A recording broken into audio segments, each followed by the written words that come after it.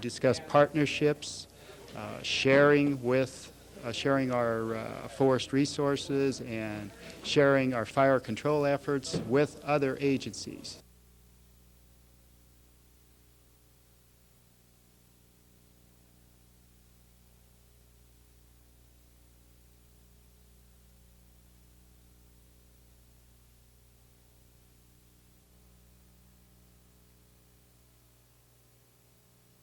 Against all enemies. Against all enemies.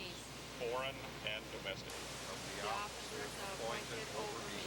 And I just thought, being true Navy in our hearts, that I wanted to re-enlist on a ship. And I was really working at trying to find a ship.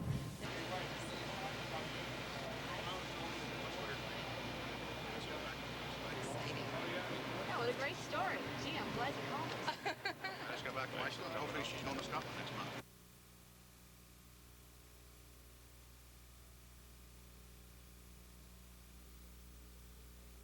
Management and labor representatives were tight-lipped as they entered the first of 3 days of meetings on the future of Itasca County's largest employer.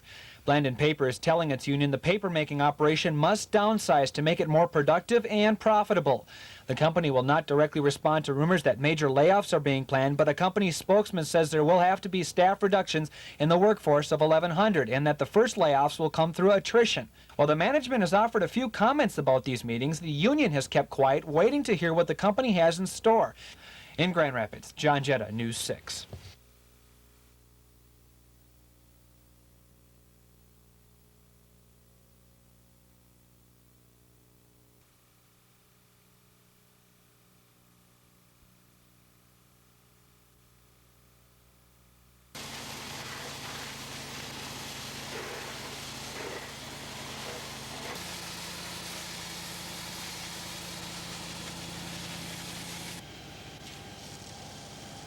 Lost 3 businesses, but no lives were lost, no injuries, so I figure we fared pretty good.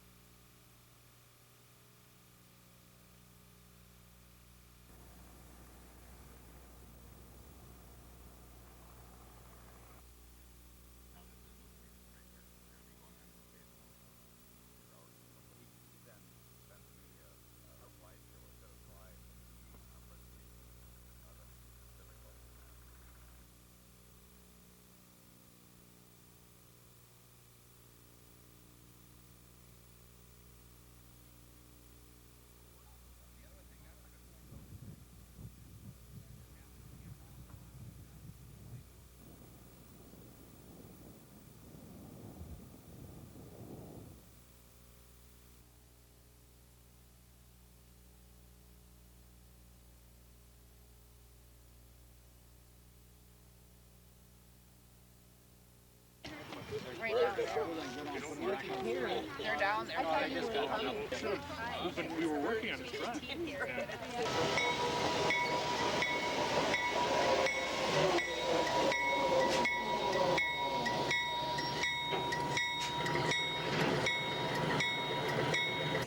Down like you have to go. Pretty, Laura, he wants you to fuck.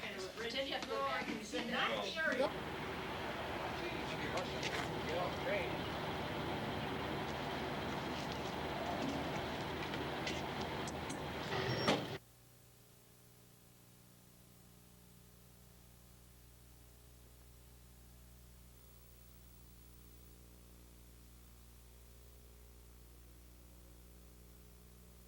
The entertainment's a little different. Leon Redbone, of course, has his following, but Charlie Daniels is the 4th of July.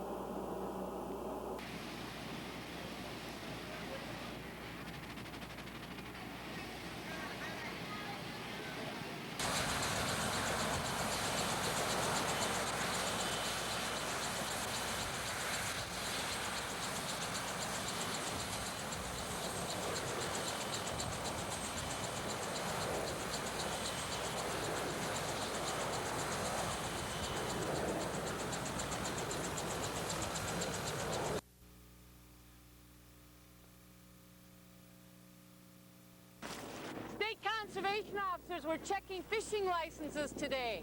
If you can hold them up for us and maintain your course, and we'll look at them from here. You know, a lot of our drownings are people who fall overboard, and you never plan that. I mean, that's how a lot of them happen. They stand up to even go get, you know, a lure or bait or whatever. And like this lady today, she stood up to go get her life jacket and she fell over. It was so choppy.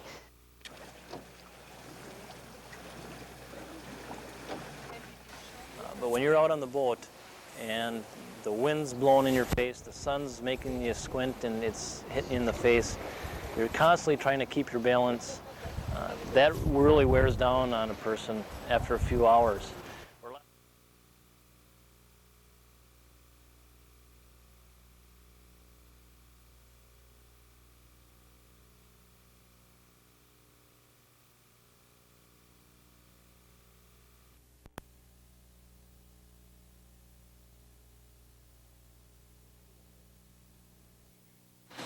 Let's do it then. This new $15 million training center will be the third such facility operating in the nation, and of the three, it's by far the most technologically advanced.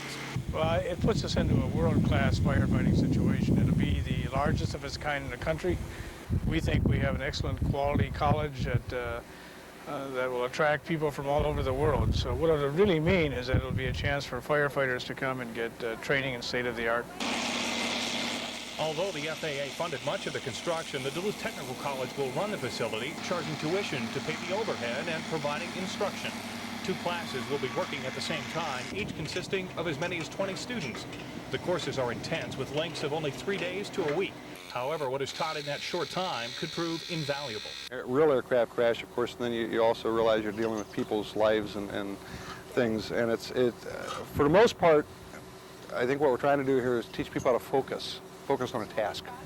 And that's real hard to do when you first go into these things. What all this means to Duluth and the surrounding area is more dollars to area businesses as students come from all over the world to train.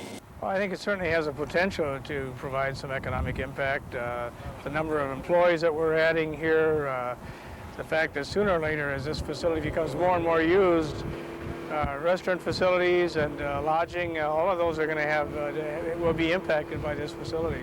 If the center generates as much business as hoped, further development around the center may occur. In Gary, New Duluth, Derek Hines, News 6.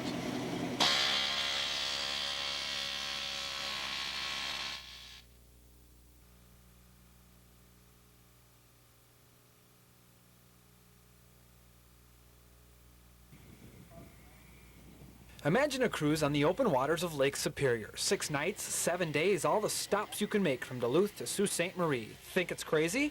Well, the ideal may be closer than you think to becoming true. Last year we got serious about it and started looking for a boat. And we found this boat, which fits our profile perfectly, exactly what we need for Lake Superior. We have some ideas on some routes, historic routes, maritime routes. And a lot of it's visiting like Duluth and Hontnagan and Isle Royale. Gentlemen, there's just one problem. The Jones Act. The Eagle Mar was designed by an American in 1972 and was launched under an American owner in 1977. But because the hull was made in Portugal and the body in Germany, it must adhere to the Jones Act. The Jones Act was established by the United States government in the early 1900s. It forbids any foreign-built ship from docking in more than one successive United States port, meaning a foreign-built ship wanting to travel on the Great Lakes must dock in a Canadian port in between each American port. We have applied for exemption from the Jones Act, and thanks to Congressman Obie's efforts, it looks like we're going to get that exemption. Everything about the boat, with the exception of the initial material and the location it was built, is American. The boat was even an escort vessel to the United States submarine Nor, which was called upon years ago to search the wreckage of the Titanic. Roughly 1,500 man-hours and more than $50,000 have been spent to ready this vessel for its maiden voyage to Copper Harbor, Michigan on July 22nd. In Washburn, John Jetta, News 6.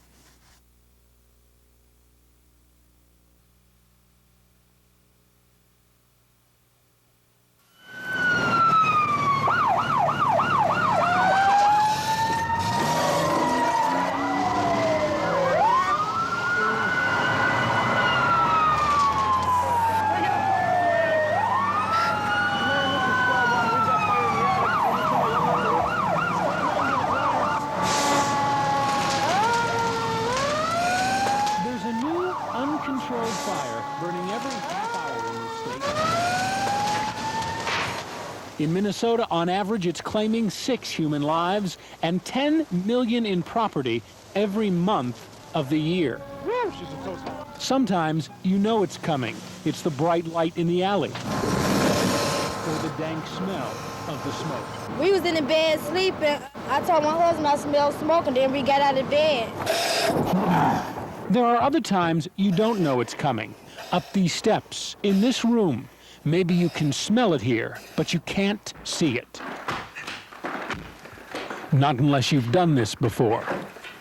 On this day, it's found hiding inside the walls of a house, darting back and forth like a trapped animal, lashing out when it can. Firefighters frantically pick the walls apart to find it and kill it. Let me open. On any given day, it's moving through the grasses, under rocks, or on the side of the road.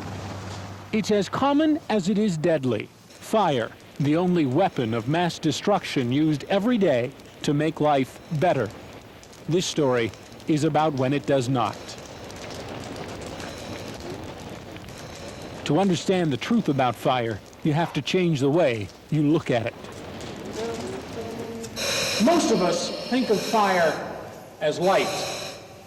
Since the Stone Ages, we've come to know it this way. But when it comes to house fires, you should consider this a myth. Firefighters have known all along, fire is dark. That's how it can trap you. That's how it can kill you. It's one of the most important things you can remember. Fire is dark. At a training ground in St. Paul, we lit a fire to make the point. The couch soon becomes an inferno. But what do you see? The fire itself may be light, but it turns all around it dark. Look for detail. Where are the shutters, the doors in this room? In time, you won't be able to see the light of the fire. There's only one way to describe it, and the same words are used again and again by anyone who's ever fought or survived a fire. You can't see it all. You can't see nothing. You can put your hands up right to your face like that. You can't even see your hand in front of you like that. I couldn't see anything. You can't see your hand in front of your face. It was the tall guy I've ever seen in my life. And it was rolling from everywhere. It was coming from everywhere. And it was through the carpet. That was the worst part. That smoke. Firefighters see it time and again. Now, for the first time on camera, you can see it yourself. Taking them both. With specially equipped cameras built into firefighters' gear, you can watch and learn the truth about fire. I'll fog it and you guys get it.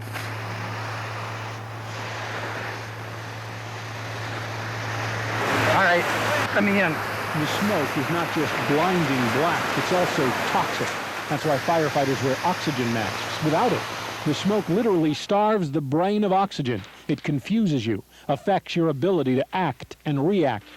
Ultimately, long before the heat ever finds you, it's the toxic air that kills you. This graphic example shows how blinding smoke and a lack of oxygen make for a lethal combination. Help me on this line. On Belvedere in St. Paul, a man, his cigarette, and alcohol combined for an all too predictable disaster. I just seen the flames coming out of the side of the house up there. So I kicked the door and it blew me backwards off the steps. If flames can be seen like this outside the home, a person inside is almost certainly already dead. But the firefighters will try to find and rescue him. Let's check and do a search. Do a search. Watch this. Entering the house, they crouch low. Go ahead. Fire burns through a closed door, shooting flames above them.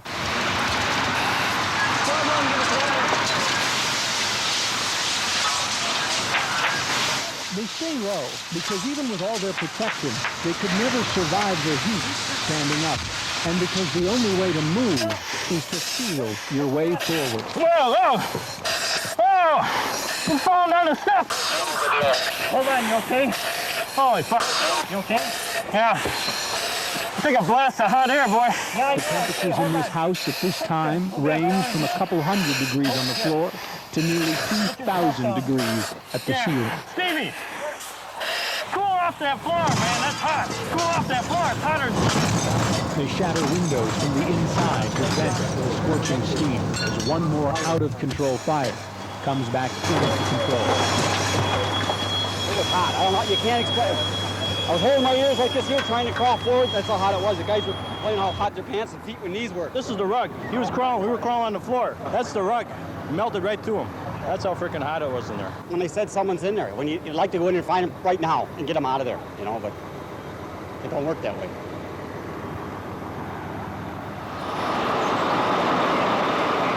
If there's anything more tragic than death by fire, it's knowing that these deaths are often preventable. But experts say we as Americans, despite all our education and potential for learning, don't know enough about fire to save our own lives. Now, we sincerely hope you understand the speed with which these fires burn completely out of hand, how they're not only blinding, but mentally, they'll confuse you. Tomorrow night on KARE 11 News at 10, we're going to take this one step further. We're going to bring it a little closer to home as KARE TV and the St. Paul Fire Department show you how a house fire burns from the inside out. It won't take long.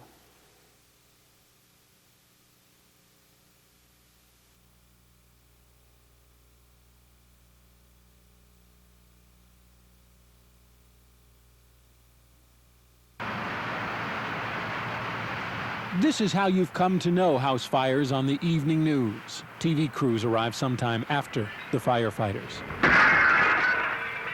Fact is, at this stage of a fire, there's little hope of salvaging anything, let alone saving anyone. So we'll back it up, because this is one time when television got there not only before the firefighters, but before the fire.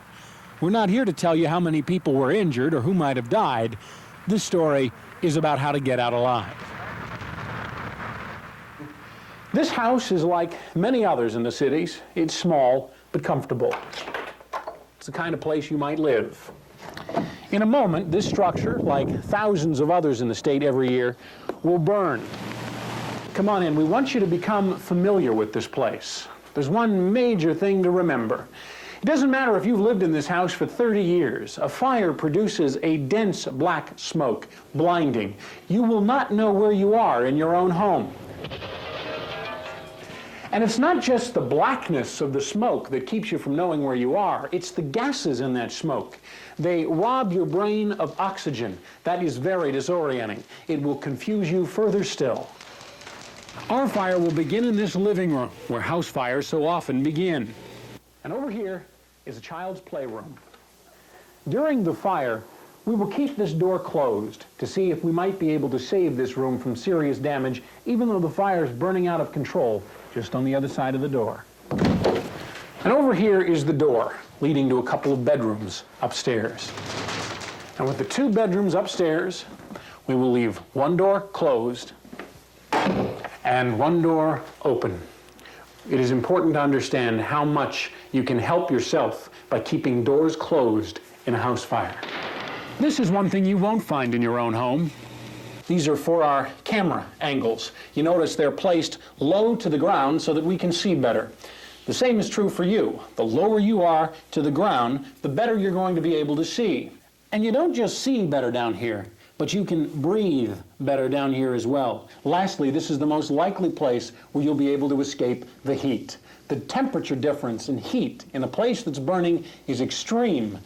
About 100 degrees down here on the ground, about 1,100 degrees up here where I breathe at about 6 feet off the ground.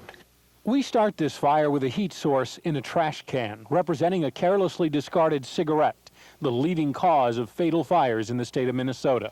Cigarette ashes on a couch might smolder for hours before the first flame develops, but in a common trash can, it can be much quicker.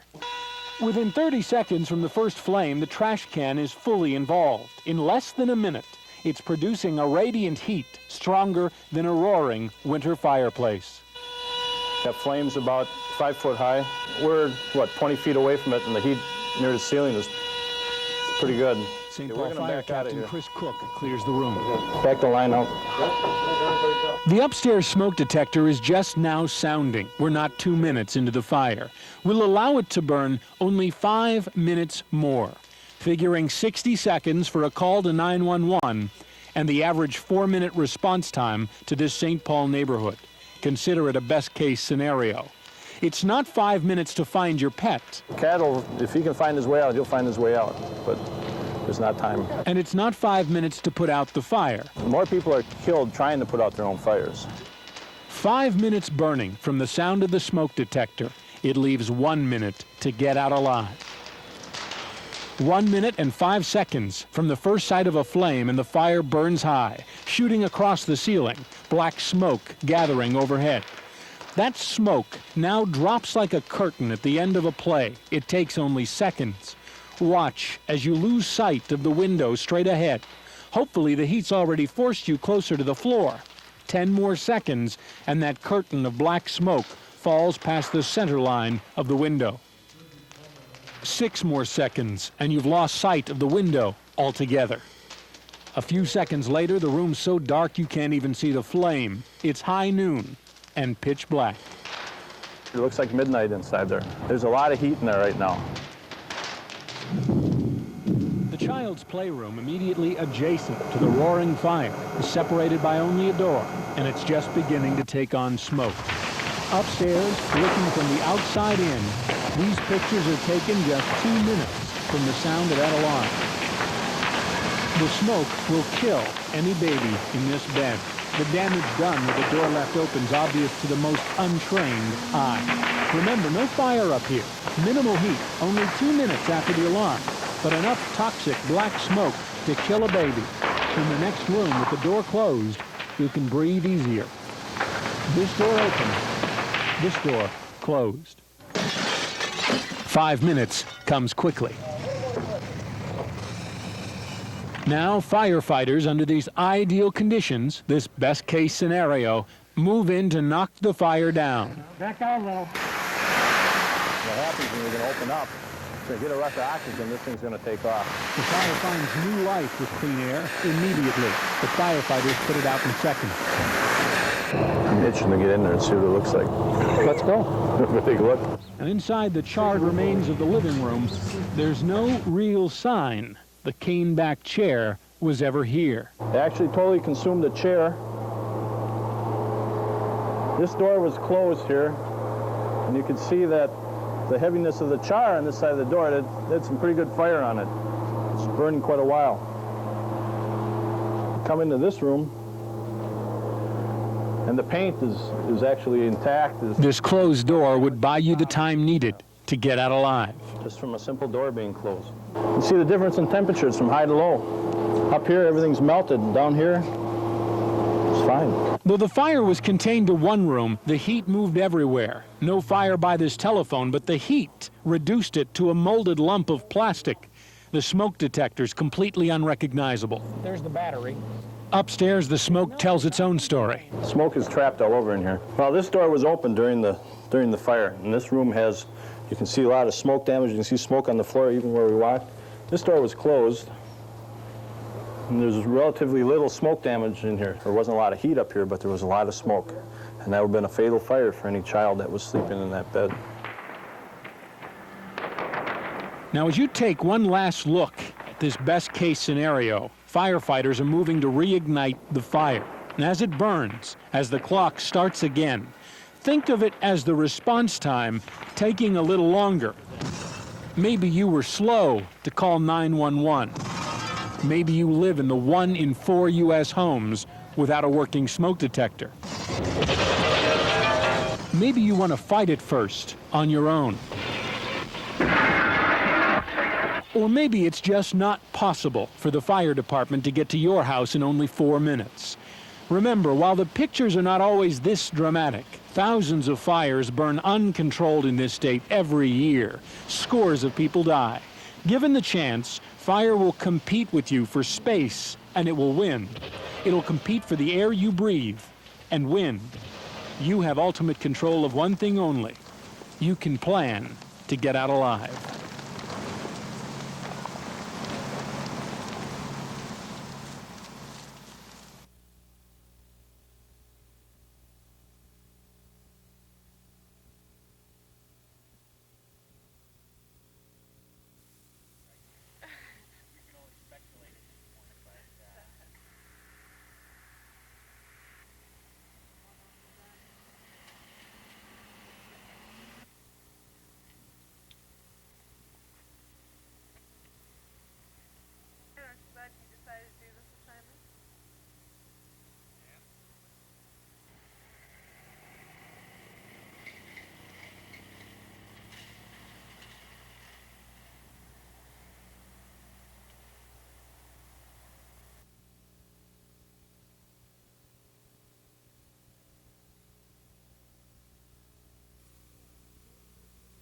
3 years ago, Duluth Mayor Gary Doty made it one of the top issues in his campaign for mayor. After numerous studies and countless hours of debate, a plan is finally in place to deal with the dilapidated streets of Duluth.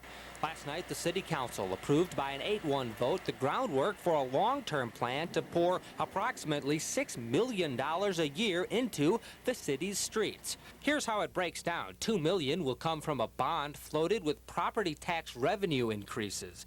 Another $2.5 million will come from Fond du Luth casino profits. Add to that $1.5 million from assessments on homeowners. And because original plans to spend $4.2 million this year were delayed, in 1995, the city will spend a grand total of $10.2 million. The question now is, where do they start? Well, first of all, we'll look at technically what needs to be done and where it makes the most sense to invest public dollars at this time. Once a list of streets to work on is compiled, the decision will be made on whose will be done when and how. Undoubtedly, there is still some debate ahead, but with a plan in place, it won't be long until one of Duluth's most visible problems will finally be dealt with. The streets in Duluth are pretty bad. In Duluth, Ted Rollins, News 6.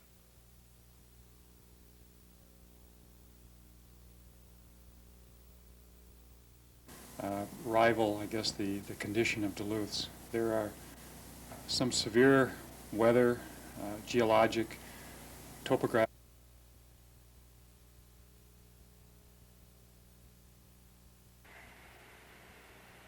At 2:20 this morning, police responded to a 911 call of gunshots being fired in the apartment building. Todd Charles Goodwin was found in the hallway with two bullet wounds to the chest.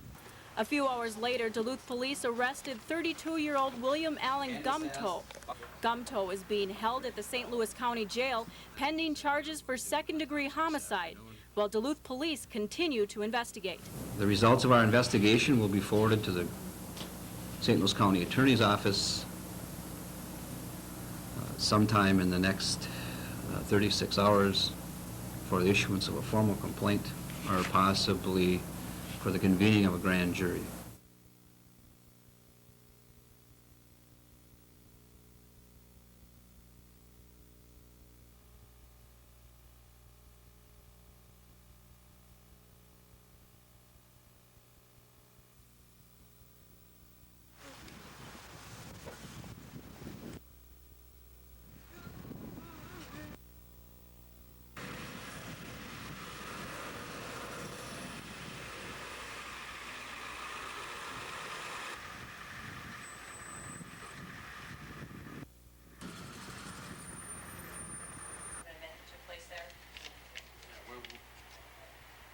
Has been disturbing the reporting party and her family. She's referencing Gumtoe. And it just takes us a while to go through a number of different series of questions and re-questioning of people until we feel that we've got as much information on certain issues as there is, and then we'll give that to the prosecutor for review of the statutes.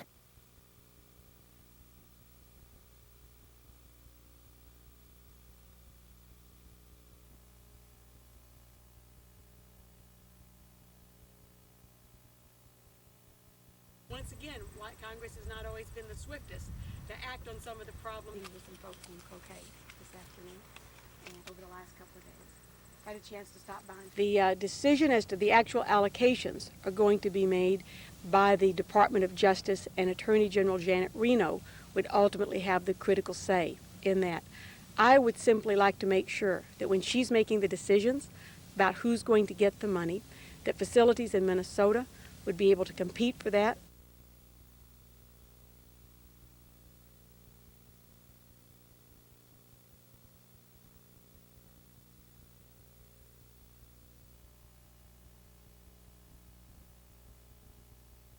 We ought to be a little proud when you look at the healthcare services we have in this region, in Duluth and the two harbors and all across the region, just excellent services that we have. In Minnesota, we have 90-some%, maybe 4% of the 94% of the population covered already, and we have costs that are about 17% less than the rest of the country. So we don't want to throw the baby out with the bathwater. We want to improve what we have now.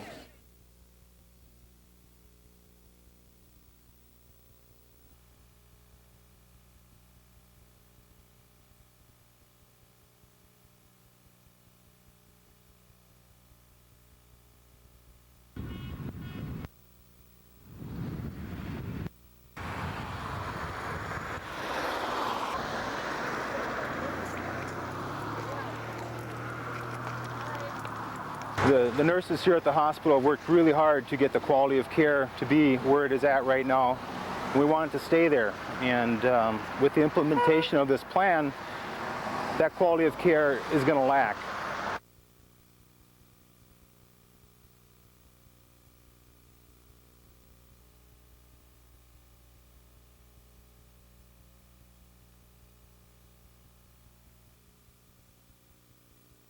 I don't want to be dead. Especially if today is your birthday. But legally, something is wrong. You see, some of Signe Nelson's checks are bouncing. Her son and daughter were told by the Social Security office their mother was deceased. But it's obvious there's a mistake. Signe is very much alive. I said, all they have to do is pinch me and I'll kick them. That'll fix them. Nobody knows where the mix-up happened, and it doesn't really matter. Today is a day for family, hugs, and favorite things.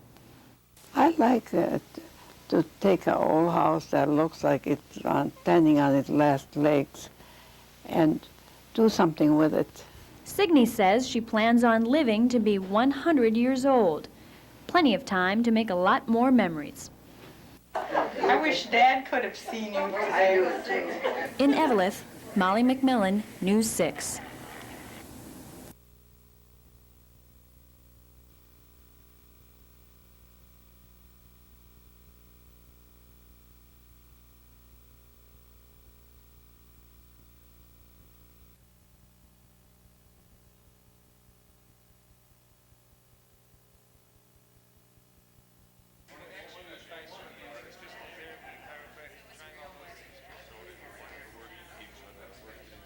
First time I ran, I was so far behind in the one poll that came out, they said I ought to give up and quit, and we won.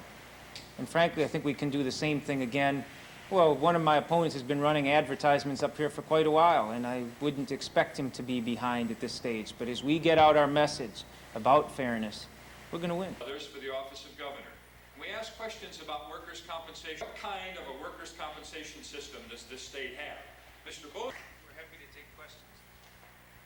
I understand that campaign funding has been a little bit of a problem. As you read statewide press and wire reports, how much trouble are you?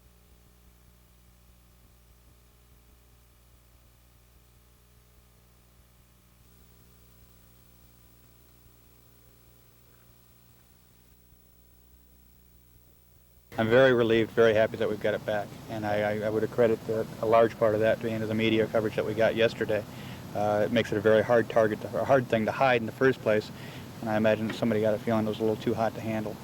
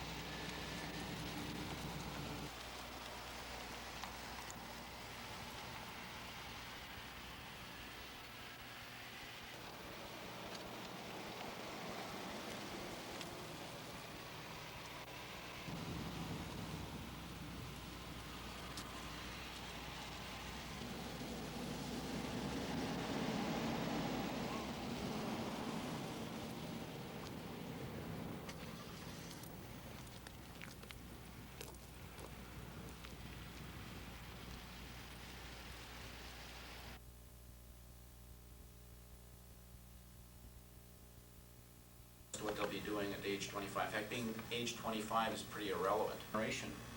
It's our generation that blew it. Every generation, one in the respect, one in the WPA, or you go back to. I asked her about what does she want to do with this.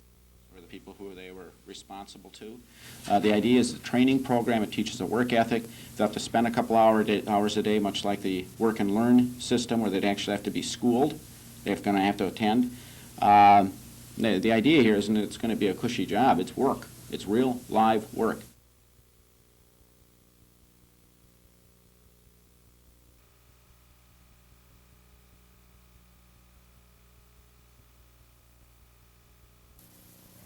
Counsel, this is a proposed protective order.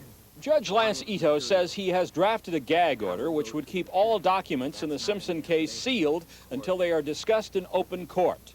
Lawyers for both sides would also be prevented from commenting on evidence outside the courtroom.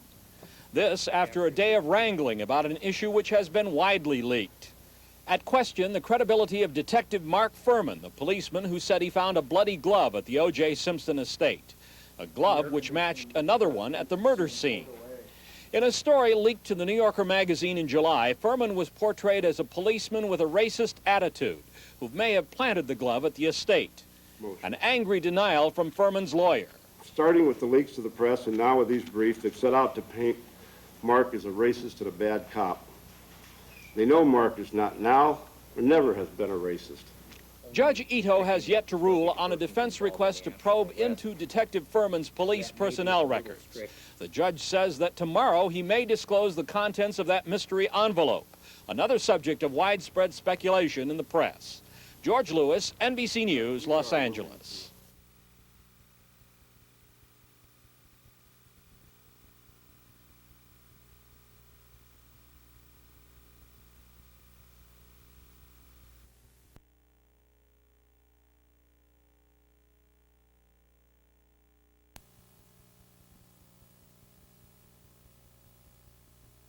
Fight for working people. You want to know about Tony Boza? Boza hires union busters to raise his money. Boza wants to study the legalization of drugs. And at one time, Boza even wanted to take away our taconite funding. You'd have a good chance. Yeah, but the problem is negative campaigning works to some effect because the last 12 days people are going to be listening to that. And if you let an accusation go unchallenged, it becomes truth in people's eyes. We are not going to let any inaccurate accusations go unchallenged. We just aren't.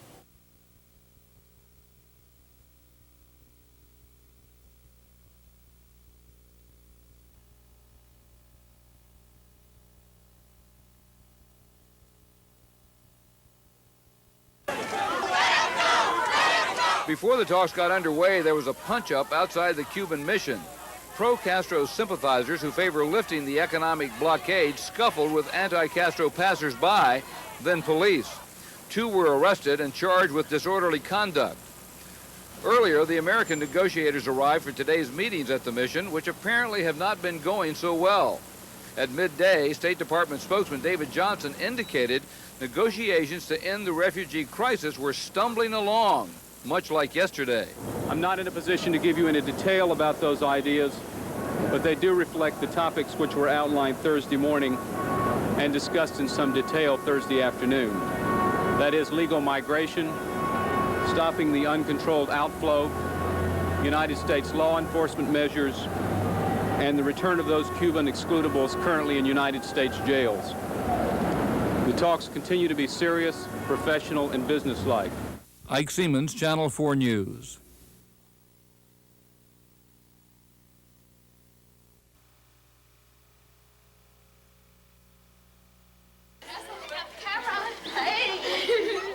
The first day of school. After a homework-free summer, it's always hard to get going. Today was pretty much a big shock, and I hit the snooze button quite a few times and turned the radio up really loud so it could wake me up, and then I jumped in the shower and just kind of laid there.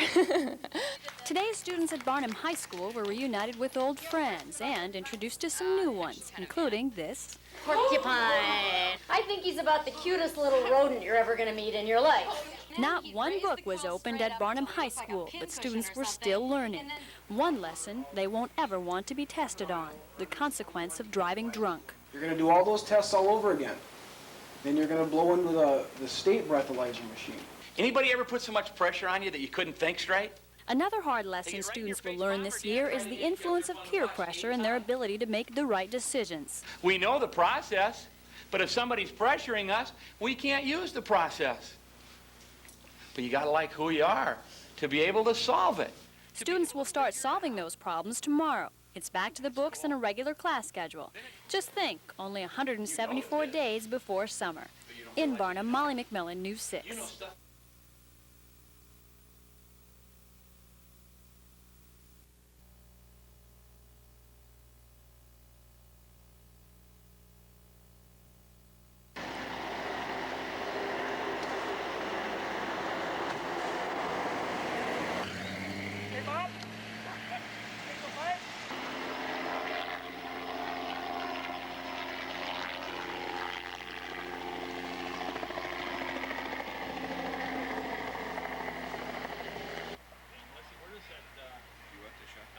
hiking trail. And we're grateful no one got hurt, or no shots fired. It was a successful arrest, and none of the people around here were affected. That was our prime concern, is that some of the residents here, that a hostage would be taken or somebody would get hurt. So. Down, go refuel. Sure. Well, all right, let's give you and take your squad.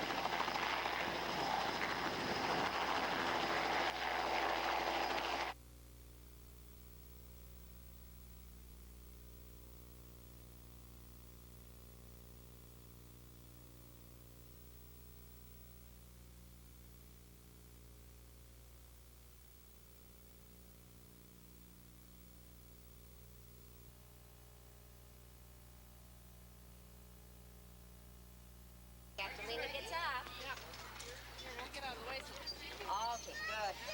Thank you.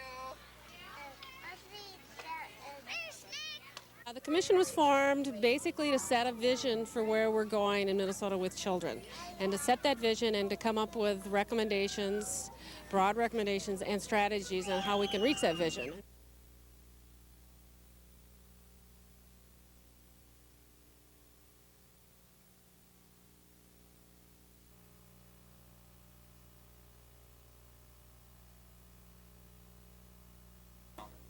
How did you, or do you plan on convincing voters in this area where perhaps the violence doesn't touch as close to home? I mean, you see it on the news, but you see Yes. it. Two things to remember. Number one, we do not plan ever on touching rifles, shotguns, or long guns. We are not talking about recreational or hunting interests here at all. We are talking about handguns, revolvers, and pistols, concealable weapons that kill.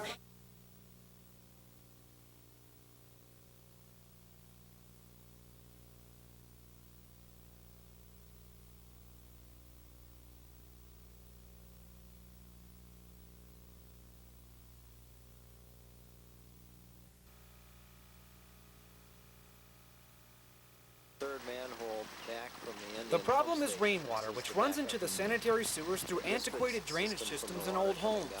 One solution would be to force those homes to fix those systems with sump pumps. But angry residents objected to the cost, and the sump pump ordinance is on hold.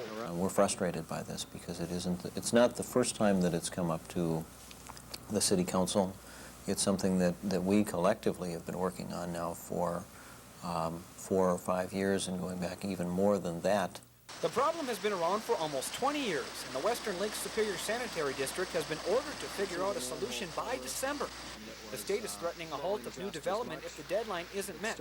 WLSSD is now proposing a new system of sewage holding ponds along the waterfront at 60th, 52nd, and 18th Avenues East. Spokesmen say it will be more expensive and smelly. I don't think the neighbors would consider that to be an acceptable solution, to have a big sewage pond located right next to them. A city task force is now studying the problem. Lost in this battle to solve a 19-year-old problem is the local economy. No new sewer extensions will generally mean a stop to new homes and businesses in the district. Some officials worry that it will become more difficult to attract outside interest to the city. In Duluth, John Jetta, News 6.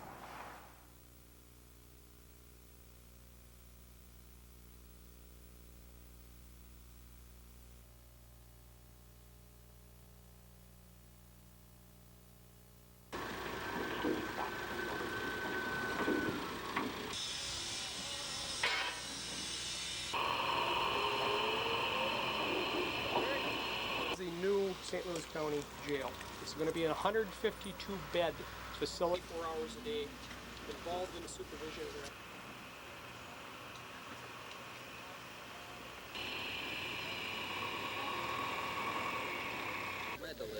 Well, it really isn't.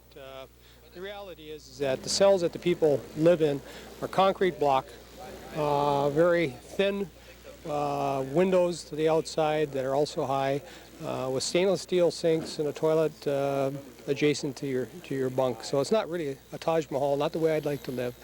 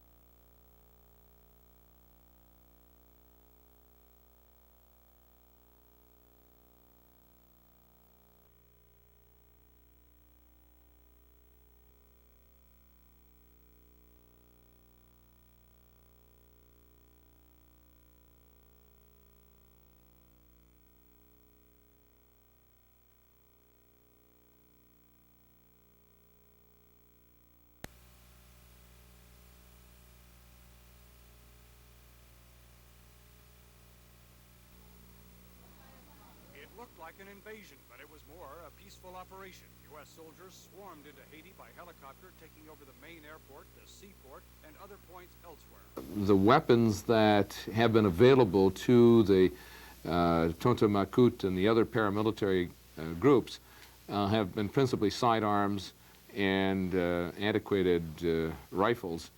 They don't have anything in the way of modern weaponry.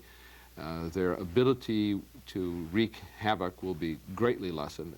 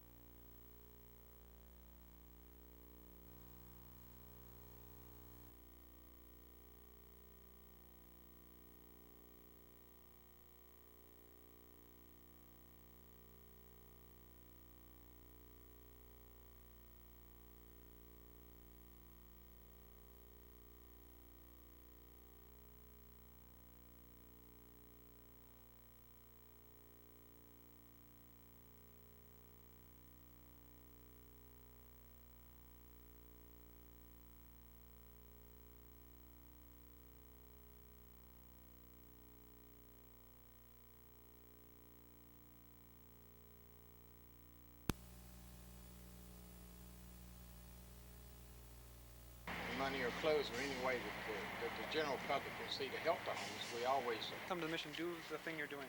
Well, why I'm doing this is to help the homeless because the mission itself, the city of Duluth, has been good to me. They've helped me in a lot of matters as far as my health is concerned, and so I wanted to give some in return by donating my time to see if I could help all the men and women on the streets that are homeless and need a lot of provisions.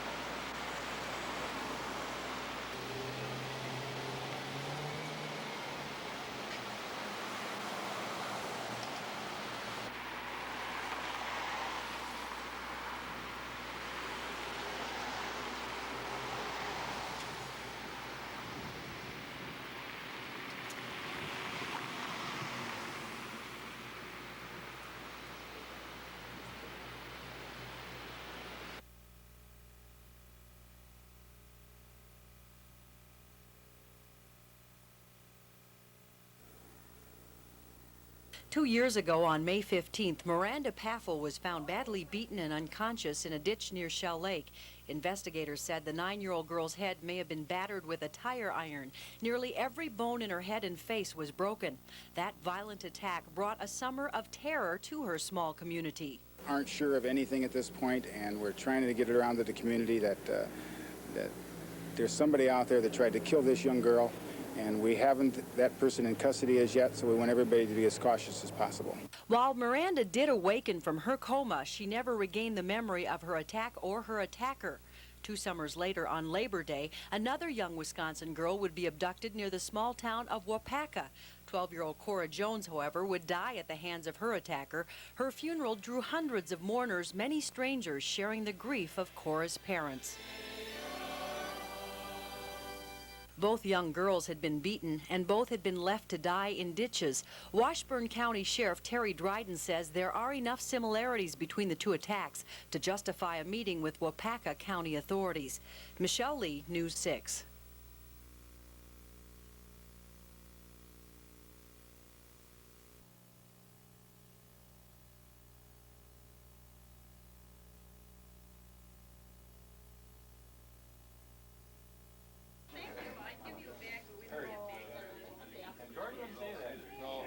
So what we're going to hope to do is to build a 5,100-foot primary runway which runs into the prevailing winds.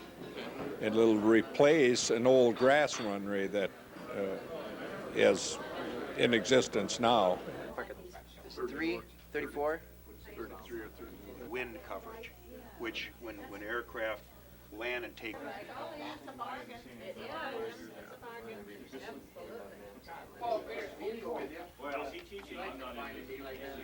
You're gonna want to get 3 books. Limelight. 1, 2, 3, 4 is your change, ma'am. Thank you very much.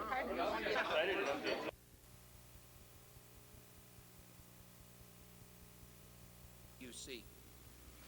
You know, it's not very often these days when you see the little guy win something. And that's exactly what has happened here. Attorney General Skip Humphrey says Minnesota Power's request for an 18 to 25% increase in electric rates over 3 years was too much for seniors, families, and small business owners to handle. The Attorney General and members of the Minnesota Senior Federation say they convinced Administrative Law Judge Alan Giles to reject the proposed rate hike and recommend a smaller across-the-board increase instead. We all understand that there are increases that need to be made. We also feel, though, that we ought to share that burden fairly, and that's what this recommendation is all about. The Minnesota Senior Federation has been lobbying to keep utility rates down since 1975. Vice President Ralph Florestano says seniors can't afford to stand by and watch while their power bills go up. You take and ask somebody to start spending $25 to $35 more a month than they have, that's just way out of proportion. It's just impossible to do. Members of the Seniors Coalition in Duluth say they've taken up the issue of utility rates to help everyone in the community that's struggling to make ends meet. We not only have the time, we make the time. It doesn't just cover the seniors. We're working for everyone, not just the seniors.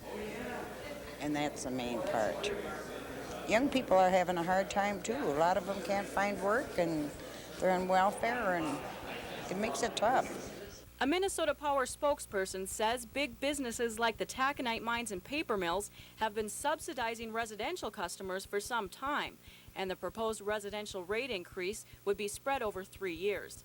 It's up to the Public Utility Commission now to decide how much of a rate increase Minnesota Power's residential customers will see. The commission is expected to make a final decision in late October. In Duluth, Gina Katzmark, News 6. Yeah, well, it's been... you betcha. There you are. In fact, right after...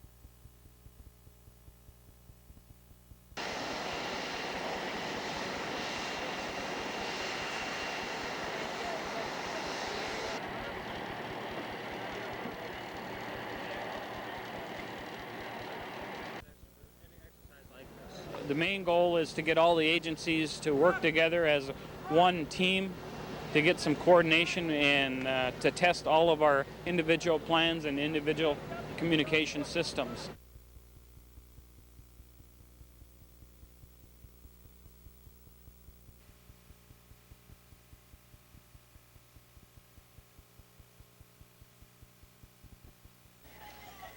Have to be. Apple pie, Apple Fest, yeah, this is it. Apple Fest is here, and so are thousands of visitors. So many that the Chamber of Commerce says there aren't enough hotels for them. But this year's harvest was a good one. Despite heavy rain and some hail, there are certainly enough apples to go around. They do get a lot of local sales at Apple Festival. We have so many people coming from the Minnesota area, people as far away as from Chicago come up for this weekend, and they always take apples back. 30 years ago, Bayfield's Apple Fest started to celebrate the apple harvest. Today, thousands of visitors descend upon this town of 686 people, mostly just to try the variety of foods made from these. In fact, most people weren't eating just apples, but apple sauce, apple butter, apple pie, and some were even wearing them. Vendors said today they could barely keep up with the demand. It's busy. Sure. Really busy? Yeah, really busy. Steady. What year was the best, do you think? Well, enough. This one's the best because we're still able to come. People return to Apple Festival year after year, making reservations up to a year ahead of time, knowing that the streets of Bayfield will be jam-packed with apple lovers. It's just a neat place to come, and it's beautiful with the lake and the sailboats, and it's exciting and fun. There's definitely something for everybody at Apple Fest, even if you don't like apples. In Bayfield, Molly McMillan, News 6.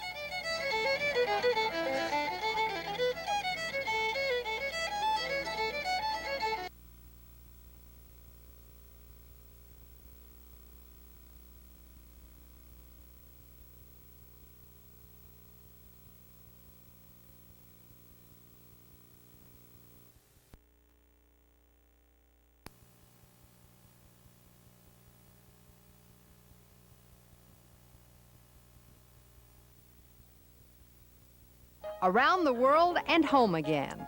For more than 4 decades, Charles Schulz has been making us laugh, cry, and cheer for joy with the famed Peanuts comic strip and cartoons. And what better place to celebrate the 45th year of his genius accomplishments than with a personal homecoming and exhibition at the Mall of America. For Schulz, it's been a whirlwind career, but one that grew from very humble beginnings in a St. Paul neighborhood. We always lived reasonably near my dad's barber shop. My dad's shop was on the corner of Selby and Snelling, and I imagine he was there for about 45 years. My mother and dad never owned a home. They always were renters. And my life revolved about just playing ball, playing hockey out in the street, playing touch football. Charlie Brown, the cornerstone character of Peanuts, is named after an old friend of Schulz from the correspondence school in Minneapolis. Even though he says he began drawing as early as kindergarten, it was working at the correspondence school where Schulz created his first comic panel, Little Folks. It appeared in the St. Paul newspapers once a week. In 1950, United Feature Syndicate signed Schulz to a contract and changed the name to Peanuts. Young cartoonists have nothing to draw upon but other things that people have already cartooned, so there are no cartooning prodigies. It takes a long time to become mature enough to know what life is all about so you can make funny comments on it. Charlie Brown, it's taking you too long to get dressed after every pitch.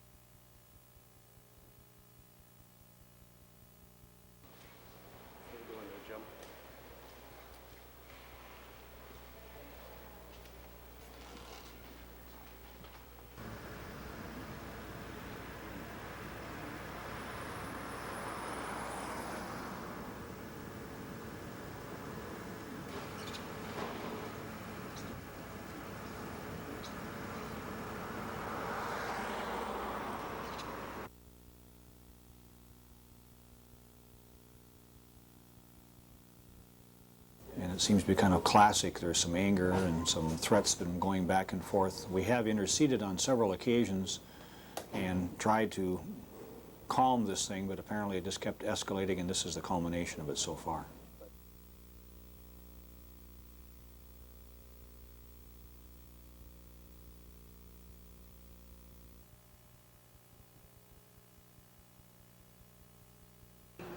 We put 12 specific conditions on this site plan.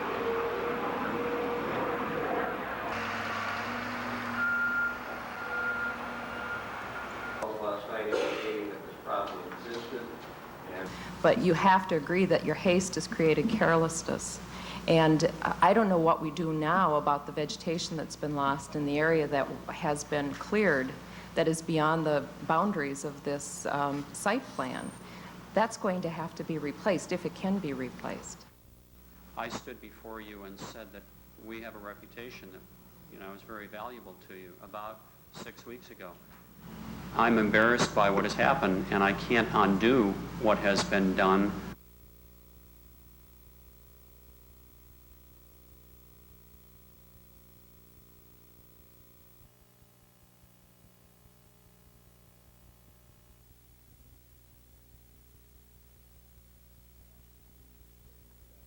Very great frustration. I think that's the greatest disappointment. Well, I'm pleased that we've got the investment of Northwest Airlines in Duluth and on the Iron Range, and the reopening of National Steel taconite plant, and expanded jobs at the Environmental Research Lab in Duluth, and more highway projects coming into northern Minnesota.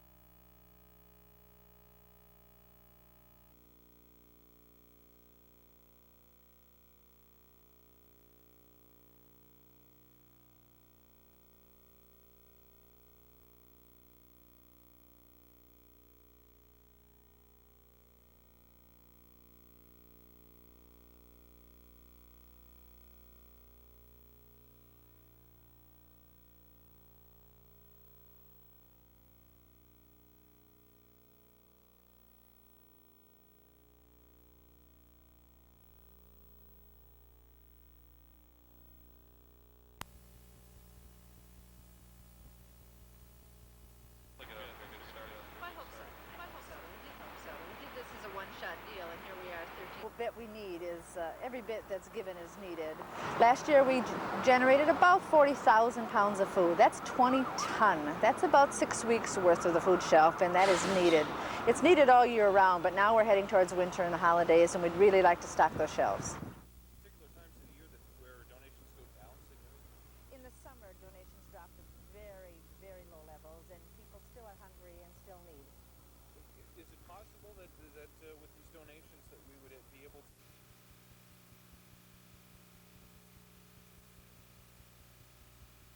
The story of Gino Paolucci is legendary, and we thought 5 years ago... When the commissioner was right, we're going to break ground, even though the papers are not ready, next week with Ryan Construction, because we want to get going before the winter sets in.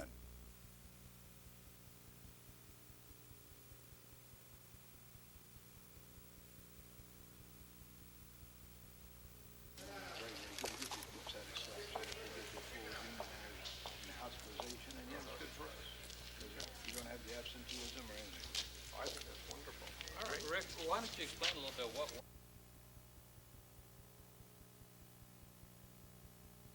And administration is truly clouding that particular line.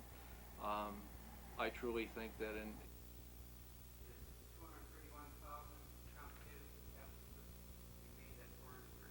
with coming up with a couple of alternatives, which would be somewhat dependent on the number of people who act. And they would be able to give us a 3-minute presentation rather than enter into a dialogue or have questions asked of the applicants. I guess I would prefer that we keep.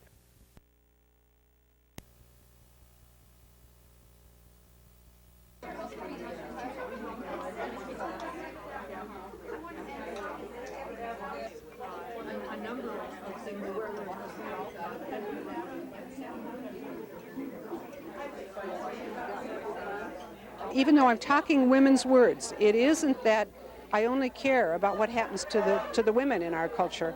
It's important what happens to all of us in our culture.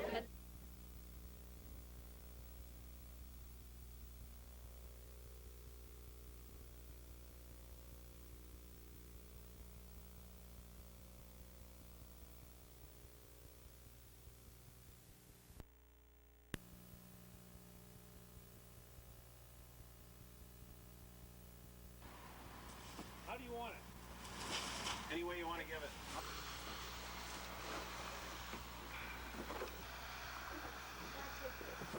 Heavy?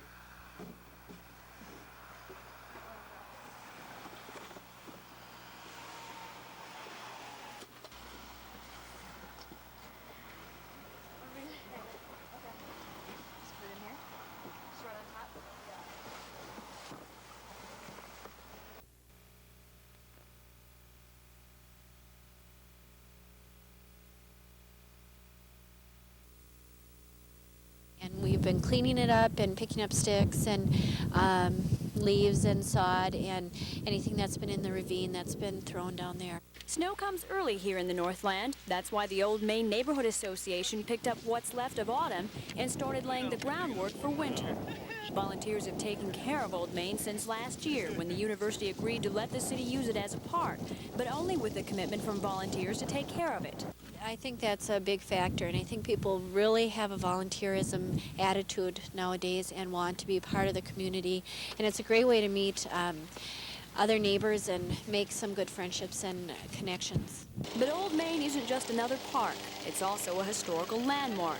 The only reminder being the magnificent arches that were once the doors to the old normal school. I think the arches are a very historic part of the city and a part of the university. So I think that was a real attempt. It was a real attempt by the neighbors to try and keep those intact and be a place, a meeting place for neighbors. Now the arches are open doors to the community, and because it's one of the only parks in the area, it hasn't been hard to find volunteers to help keep Old Main clean.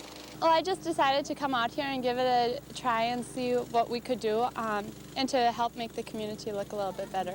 After today's cleanup, residents say they plan on taking advantage of all of their hard work. Well, I think there'll be a lot of snowmen come another month or two, or maybe this week. At Old Main Park in Duluth, Molly McMillan, News 6.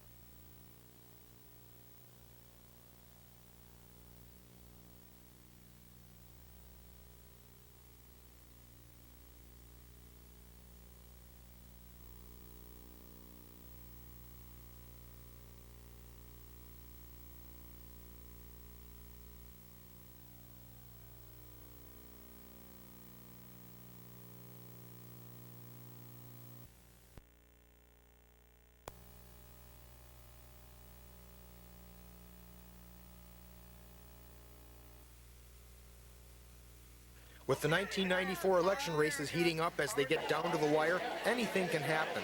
District 7B Representative Mike Jarros proved that point last night when he used a Duluth City Council meeting to air grievances against his opponent, City Councilor Chris Dahlberg. He's issuing certain sheets about me and radio ads that are false. He promises to correct them, but he doesn't. So I'm going to have to file unfair campaign charges against him. Councilperson Dahlberg disagrees with Representative Jarros' allegations. I think he's picking at nitty things. He's trying to find anything possible. It's an extremely close race, and I think he feels a certain amount of heat involved. Jarros' use of a city council meeting as a campaign forum struck some councilors as not totally appropriate. Now, you were sitting in the audience for several minutes before the council meeting started. You could have contacted any one of us councilors and talked to us for a few minutes then, including Councilor Dahlberg. Chris Dahlberg is not sure if Jarros' tactic will help him or hurt him. That's for the voters to decide November 8th. In Duluth, Dave Anderson, News 6. With that, then, let us move on then to the regular council agenda.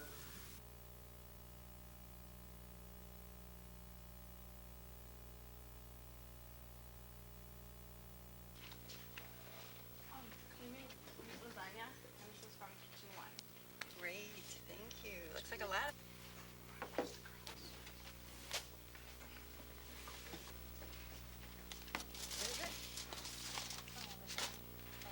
To do at that time is, first of all, introduce her to you, have her stand here, and then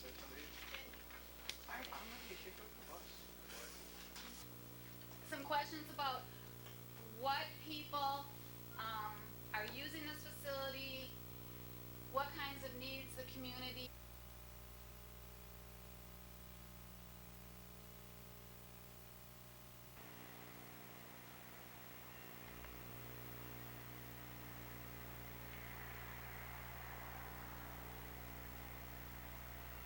What we're looking at now is kind of based upon physical senses. It smells like gasoline. Okay? Usually it is gasoline if it smells like gasoline.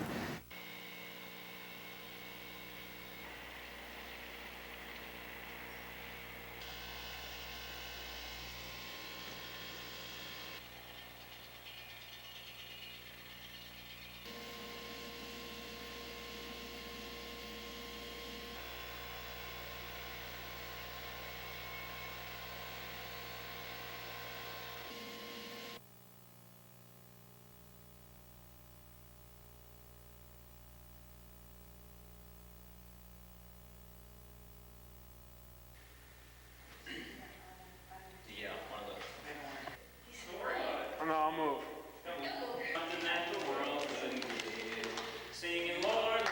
It's so easy to complain about, not having your favorite supper or, meal or not getting your favorite pair of Nikes or something like that. And to realize that there are people around the world that they go many days and many hours without food and water and just the basic necessities that we take for granted to.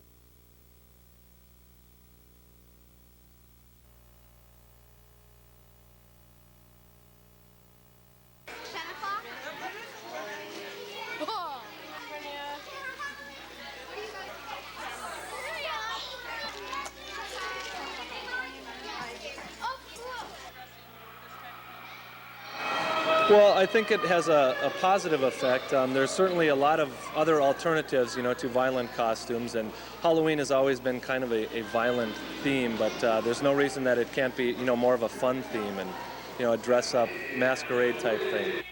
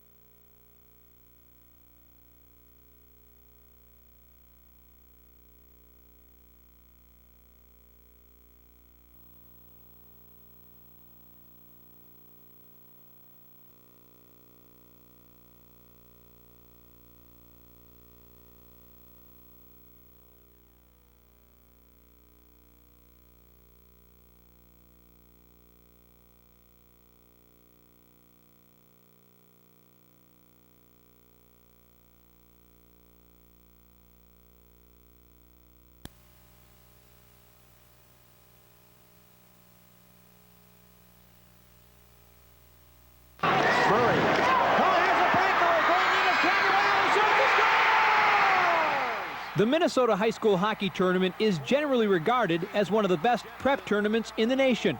But for a few exceptions, girls were excluded. Oh, it's very exciting. Myself and my assistant coach have been playing in the women's program probably for a good 10, 12, 14 years. And we never had the opportunity to play at a high school level. We both were high school athletes involved in lots of other sports, but this was one that kind of eluded us. It eluded all girls until today, when practice opened for 24 Minnesota schools that will offer hockey as a varsity sport sanctioned by the State High School League. I've wanted to play for the longest time because my brothers have played all the way up from as young as little mites up to college, and so I've always watched them and wanted to play. North St. Paul and Tartan high schools have combined forces to field their team. 51 girls signed up to compete for 36 spots on the varsity and junior varsity rosters. Some have played ringette on club teams, but for most, hockey is something new. Different sticks, different no ring, it's puck. It's a little bit harder to figure out how to handle. It's more physical, more skating. This coach is pretty tough on skating, so it's a lot more work. But it's work they're happy to have.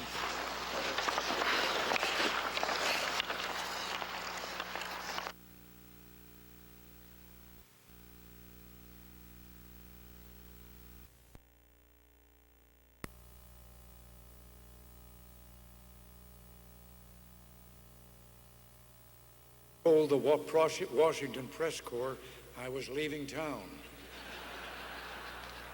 I don't know who cheered the loudest, them or me.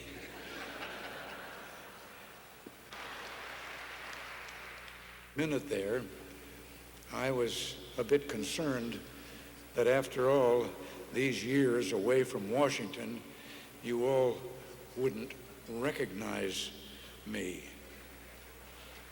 Heck, thank you, Margaret, and thank all of you very much. I haven't heard such cheers since I told the Washington.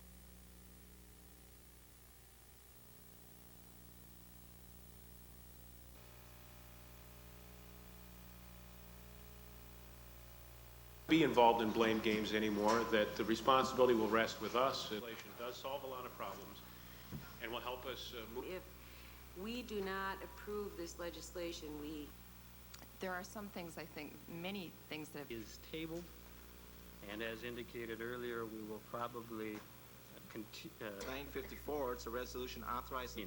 Thank you, President Tellerico. I have two resolutions this evening. The first one being 953. It's a resolution authorizing the consultant agreement with Seaway Engineering Company for providing certain topographic surveys.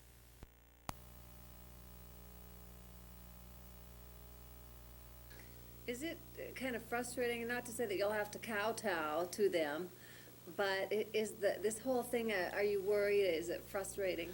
Well, it's frustrating not to have the tools of leadership, committee and subcommittee chairmanships. It is disappointing that the sweep hit the House. I didn't really expect it to be this significant.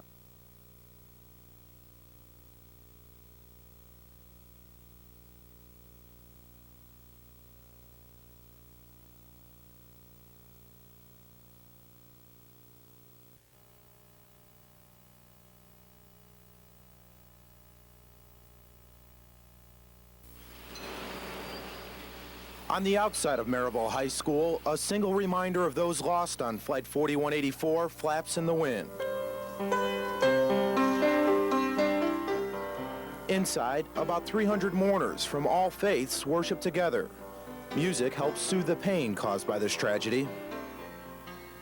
Tragedy that has left us speechless, mystified, heartbroken.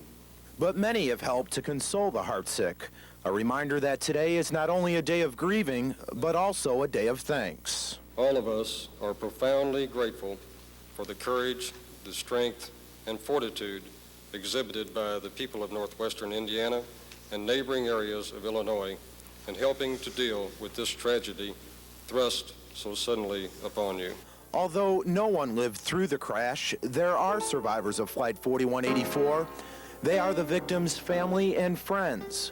will always be able to share the smiles and good times of their lost loved ones while they were here. So long as we live, they too shall live, for they are now a part of us as we remember them.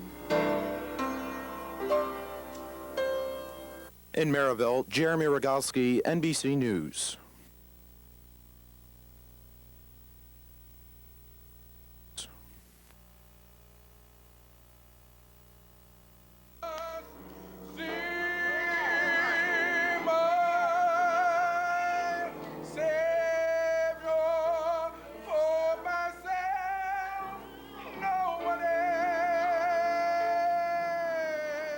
The celebration today was heartfelt and it was joyous. The church choir from St. James AME Church in Minneapolis came up for the event, and they brought with them Pastor Noah Smith, a former pastor at St. Mark's. 107 years of giving praise and glory to God. The Duluth Gospel Choir, now only a year old, made its debut at St. Mark's, and they were back to sing tonight. There were gray heads in attendance as well as the very young, as members of the congregation recalled the names of families that founded the church. Names like Watts, Cole, Ritchie, Glenn, Richardson, and Mason. Pastor Smith, who was invited to give the message by current pastor Robert Neal, compared the founders of the church to the huge stones that form the foundation of the building. There's the impact of the great stone foundation the first time you come to this church. Solid granite blocks, great massive stones. Stones which have endured hillside floods, endured heavy snow, and winter's deep freeze. The members of St. Mark's say the church, whether battling racism, economic disadvantages, or the trials of life, will endure, just as the stones have survived on the hill.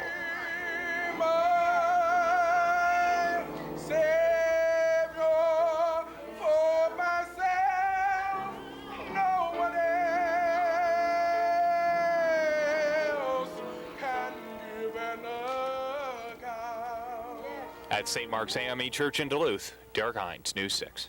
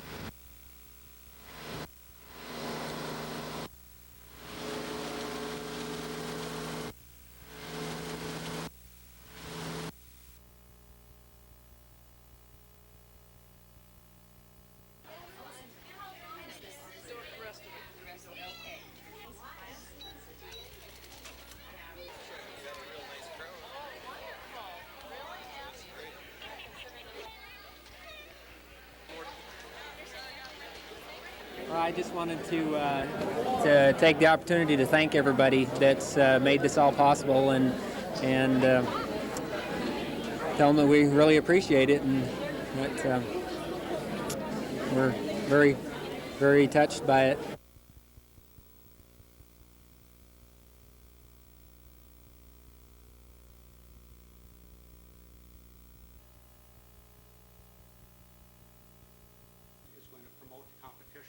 So we want to compete. Minnesota Power is a competitor. We respect them as a competitor. We're going to meet and beat them as a competitor. Customers can no longer be considered as captive in assigned service territories. Same percentage as yours, Steve, at the 750 kilowatt hour usage. There's a lot of things that have happened over the last 18 months, and you all know about in bringing this subject to the UPA level by 3 mills, and we in turn will lower our costs then by 3 mills, and that amounts to a 6 mil reduction. Now, at our board meeting,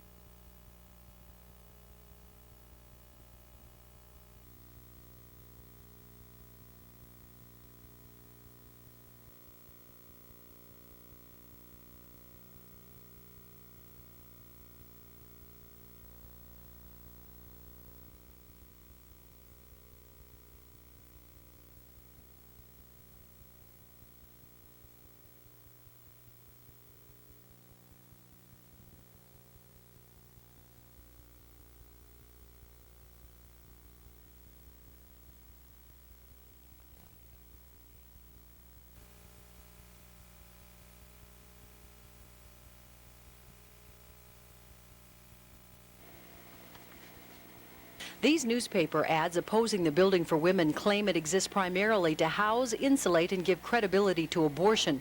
Until tonight, only a handful of people knew who funded the ad campaign.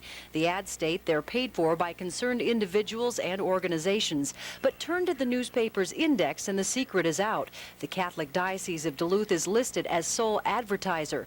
Admitting now that it was involved, the diocese says it initially chose not to use its name on the ads for fear pro-choice readers would simply disregard them. Well, I don't know if it's sneaky. It was the fact, you know. It seems to me it would have been, well, I don't know if I would say sneakier. It would have been more inappropriate, I think, for us to put down sponsored by the Catholic Church, because in fact the Catholic Church did not pay for them. I mean, it was certainly a joint partnership in this thing, and so somebody obviously had to pay for the ads. That was us.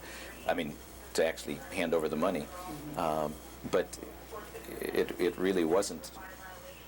Officials also say the church's involvement was played down to prevent a possible backlash from church members. So we did not want them to think, people who were contributing their hard-earned dollars to the church, to think that we were spending it this way. Father Bill Fournier is the special assistant to Bishop Roger Schweitz. Until we told them, neither he nor the bishop knew the ads were paid for by the diocese. The man who knew was Kent Peters, a frequent protester at the Building for Women. We have to have our presence here, I think, to speak for the unborn, the truly vulnerable, the true victim. Kent Peters is an employee of the Catholic Diocese. With its blessing and on company time, Peters works with a loosely knit coalition of pro-life individuals and groups who wanted to pay for the ads. Church officials say Peters funneled the coalition's donations through the diocese books and then paid for the ads. What kind of benefit was that? Now, you were saying that they had gotten a better break by doing it this way? Well, obviously the diocese is 501c3 corporation, and as that, we get some kind of a special rate. I'm not really sure. I've never tried to place an ad myself with them. And I suspect that's why it went that way. Although after we raised the question of whether outside money may have been run through the diocese books to gain a price break, Fournier met with Peters to review the list of contributors. Since that meeting, Fournier tells us that just 2 private contributors funded the $10,000 campaign, and both are members of the Catholic Church. Michelle Lee, News 6.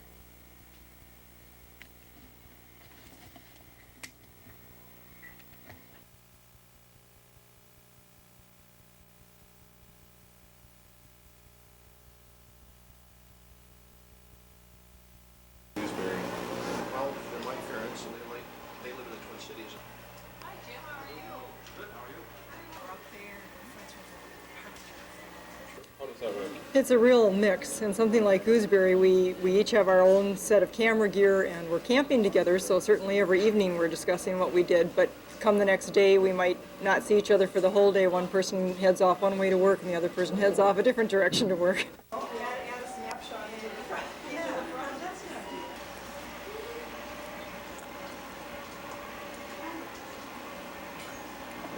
have started in the front of the book, I guess. So if you could put something like, you know, from Canada's tent to Winnebago for, you know, more than 50 years.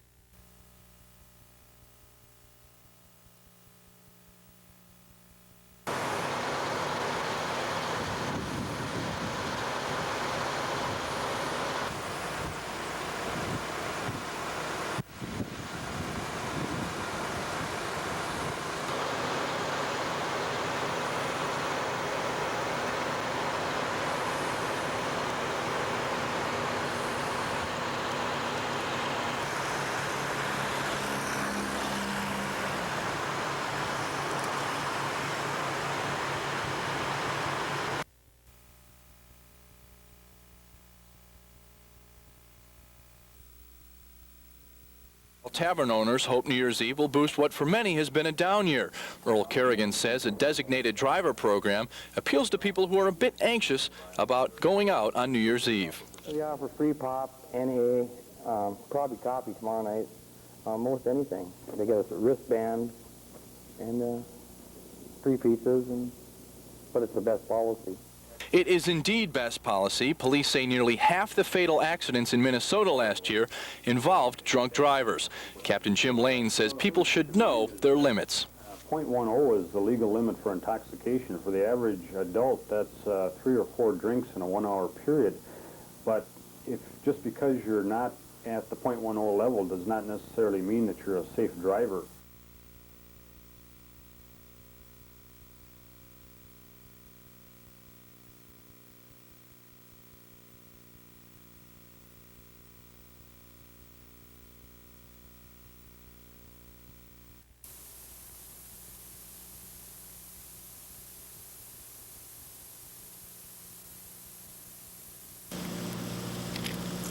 John Salvi is behind bars in Norfolk tonight, charged with shooting into the Hillcrest abortion clinic here.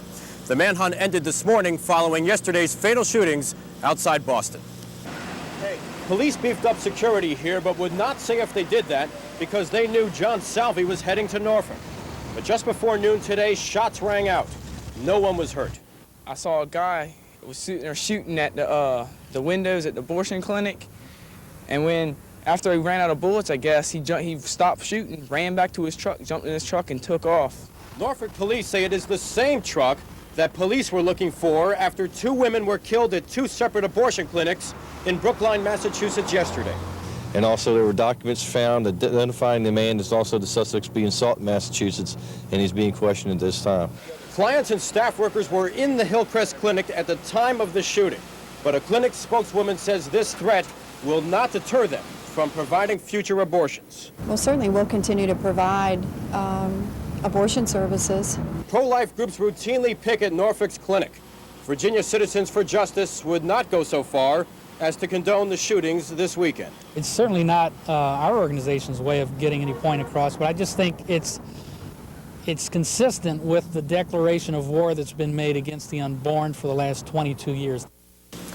Salvi will be appearing before a federal judge in Norfolk this Tuesday. He'll be charged officially with flight to avoid prosecution.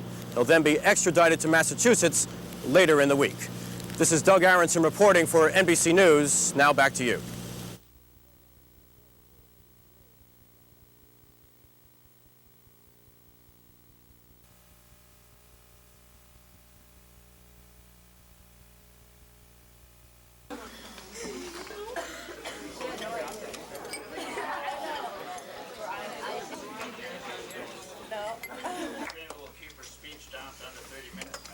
We're all proud of Jamie Perlick, inspired by her. And on behalf of everyone here and back at the courthouse, I'm pleased to have the opportunity to present this award to Jamie Perlick for her valor and good heart. Congratulations.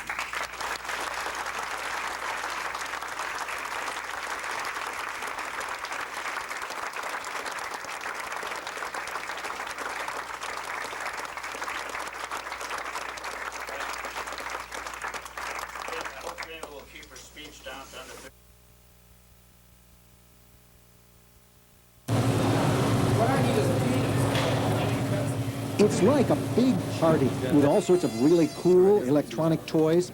That's the only way to describe this place. There's everything. There's computers and TVs and radios and car audio. I mean, talk about audio. The big trend in car audio is CDs and big amplifiers, really big amplifiers. This $60,000 Hummer has $12,000 worth of stereo equipment installed, and we're talking 840 watts.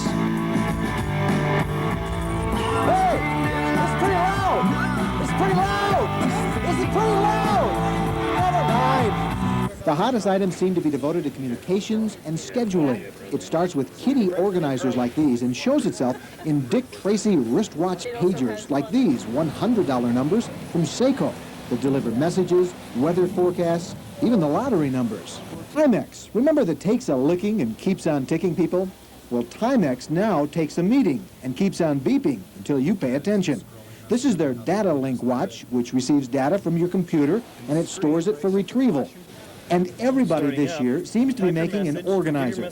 But this one does more than store information and appointments. This is Smith Corona's Handy Fax. You can send faxes from anywhere, even over cellular phones. It costs less than $400.